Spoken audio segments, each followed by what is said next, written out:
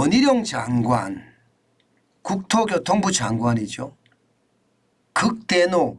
이게 이게 노한 것이 아니라 대노도 아니고 극대노. 이렇게까지 나온다는 건 뭔가 잘못돼도 한참 잘못된 게 있다는 이야기잖아요. 실제 원희룡 장관이 페이스북에다 올린 글입니다. 정말 화가 납니다. 장관이 하는 이야기 치고는 엄청난 이야기죠. 원래 장관은 점잖게 이야기하잖아요. 게다가 원희룡 장관 같은 경우는 그렇게 말입니다. 강성이 아니에요. 굉장히 순한 분이에요. 저도 몇 번 만나봤지만 굉장히 순한 분이에요. 그런데 대뜸 정말 화가 납니다. 호반건설이 벌떼 입찰로 알짜 공공택지를 대거 낙찰받은 뒤 그걸 두 아들 회사에 양도해 아들듯이 버젓한 회사 사장으로 만들었습니다. 야, 이렇게까지 이야기하는 그것도 특정 회사를 콕 집어서 이야기했습니다. 2013년에서 2015년에 벌어진 이 건에 대해 공정거래위원회에서 과징금 608억 원을 부과했지만 호반건설의 두 아들이 운영하는 회사들은 분양이익만 1조 3천억 이상 벌었습니다. 불공정도 이런 불공정이 없습니다. 이게 이 정도면 극대노 맞죠? 엄청난 대노죠. 국토부는 먼저 해당 시기 등록 기준 충족 여부를 조사하고 더 자세한 불법성 여부는 경찰, 검찰 수사로 밝혀질 수 있도록 하겠습니다. 그러면서 말입니다. 이런 표현을 썼어요. 끝날 때까지 끝난 것이 아닙니다. 대단한 말이죠. 현재 호반건설의 2019년, 2021년도 벌떼 입찰 건도 국토부가 경찰에 수사 의뢰했습니다. 호반건설뿐만 아니라 그동안 적발된 수십 개 벌떼 입찰 건설사가 현재 경찰, 검찰 수사와 공정위 조사 등을 받고 있습니다. 이와 함께 제도적 보완을 통해 벌떼 입찰을 원천 봉쇄하겠습니다. 여러분, 장관이 SNS에 올린 글치고는요 엄청난 이야기죠. 엄청난 이야기입니다. 이 정도 이야기하기가 참 쉽지 않습니다. 이게 이렇게 이야기했을 때는요 자칫 잘못하면 여론의 지탄을 받을 수도 있기 때문에 쉽게 이야기하기가 그렇거든요. 그런데 오죽 말입니다. 화가 났으면 이렇게 했을까 싶어요. 이게 원희룡 장관이 이야기한 게 맞습니다. 실제로 말입니다.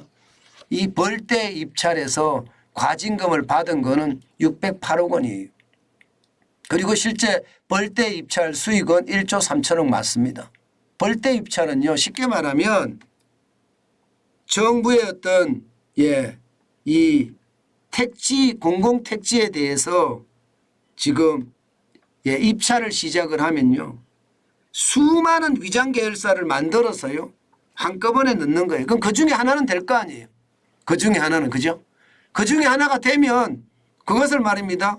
두 아들 회사로 다 이전시켜서 거기를 개발시키고 거기를 이익을 내서 지금 아들들에게 쉽게 말하면 정여를 했다는 이야기가 되는 겁니다. 1조 3천억이 넘는 돈을.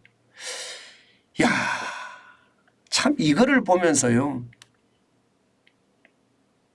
기업인들이 아무리 말입니다. 아무리 기업인들이 대한민국 국가의 핵심 동력이라고 이야기하지만 이렇게 치졸한 짓을 하는 것은요. 단죄를 해야 됩니다. 그것도 말입니다. 원희룡 국토교통부 장관이 이 정도로 화를 낼 정도로 이야기를 했으면 단죄도 이 극대노라는 표현에 어울리게 단죄해야 됩니다. 공정경쟁을 해친 거잖아요. 게다가 말입니다. 608억 원의 가징금만 받고요. 이게 검찰 수사 의뢰는 하지 않았습니다. 왜? 쉽게 말하면 이게 기간이 지난 거예요. 검찰이나 쉽게 말하면 경찰에서 수사할 수 있는 공소시효가 지났다는 이유예요. 이거는 진짜 말이 안 됩니다.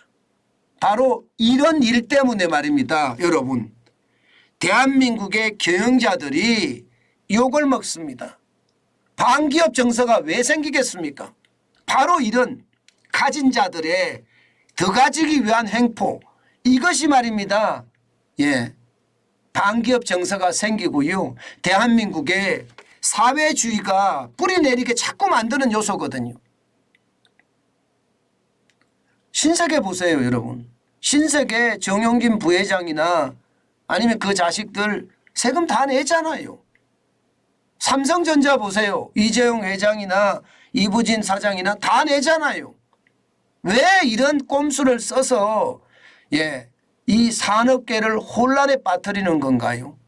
저는 진짜 이 호방건설 제대로 다스려야 된다고 생각합니다.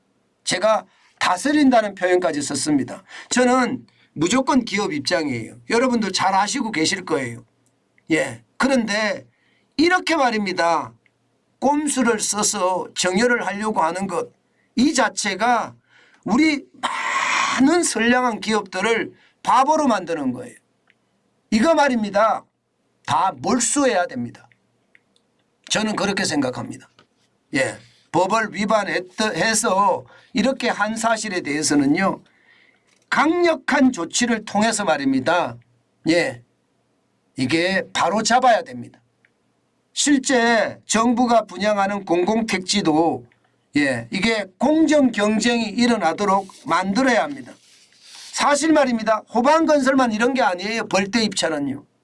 호방건설이 대표적이라고 이야기할 수 있지만 그보다 더한 데도 있습니다. 우미는 말입니다. 시공 능력이 26위가 되는 회사인데요. 여기도 마찬가지예요. 지금 낙찰 횟수는 12회나 되고요. 낙찰 비율은 15%나 됩니다. 호방건설은 그나마 시공 능력은 12인데요. 낙찰 비율은 11.3%고요. 낙찰 횟수는 9회입니다. 중원건설도 있습니다. 대우건설을 인수한 중원건설. 낙찰 비율은 8.8%고요. 낙찰 횟수는 7회입니다. 제일건설, 듣도 보도 못한 제일건설도 있네요. 낙찰 비율은 6.3%고요. 낙찰 횟수는 5회입니다. 라인건설도 있습니다. 라인건설도 전 못 들어봤습니다. 낙찰 비율은 5%고요. 낙찰 횟수는 5회입니다. 바로 이렇게 불공정을 저지르는 벌떼 입찰을 한 곳 있잖아요. 이거 제대로 수사를 해야 되고요. 수사를 해서 그냥 넘어가는 것이 아니라 그동안 말입니다. 불공정을 통해서 입찰을 받은 토지들 다 몰수. 그래서 말입니다. 대한민국의 선량한 기업가들을 제대로 대변해 줘야 된다고 생각을 합니다. 우리는 국토교통부 장관이 극대노를 했다는 것, 저는 당연히 말입니다. 이것은 당연하다. 장관인데도 불구하고 이렇게까지 했다는 것은 진짜 당연하다 이렇게 생각하고요. 특히 호방건설에 관련돼서는요. 과거 주택건설협회에서 말입니다. 공공택지 입찰 업무를 할 때부터 기상천외한 편법으로 당첨 확률을 높였다고 합니다. 명백한 반칙입니다. 오늘날 거대 재벌이 된 만큼 뒤늦게라도 이것은 사회적 심판을 받는 게 정의라고 생각합니다. 저는 그래야지 대한민국의 기업가들이 존경받는 그런 시대가 열릴 거라고 생각해요. 이처럼 말입니다. 최악의 어떤 선택을 한 기업가는요. 기업가라고 생각하기보다는 그냥 야바이꾼이다. 저는 이렇게밖에 생각하지 않습니다. 공정 경쟁에서 벗어나서 자기들만 살아남겠다는 경쟁을 통해서 같이 살아남는 거 아니면 자기들만 살아남는 거는 괜찮아요. 공정 경쟁이라면. 그렇지 않으니까 문제가 된다는 이야기인데 참 안타까운 일이 진짜 많이 벌어지네요. 대한민국이 합리적인 나라가 돼야 된다고 제가 계속 이야기를 하고 있잖아요. 자유민주주의가 기반이 되고 시장경제가 확실하게 정착이 돼야 된다는 말도 저는 계속하고 있습니다. 그러려고 그러면 합리적인 생각을 하고 객관적인 선택을 해야 되는데 이게 합리적인 생각이나 객관적인 선택이 일어나지 않았다는 거죠. 저는 원희룡 국토교통부 장관이 극단화하는 건 당연하고요. 반드시 바로 잡기를 기원해 봅니다. 그래야만 대한민국의 선량한 기업가들이 존경받는 세상이 될 것입니다.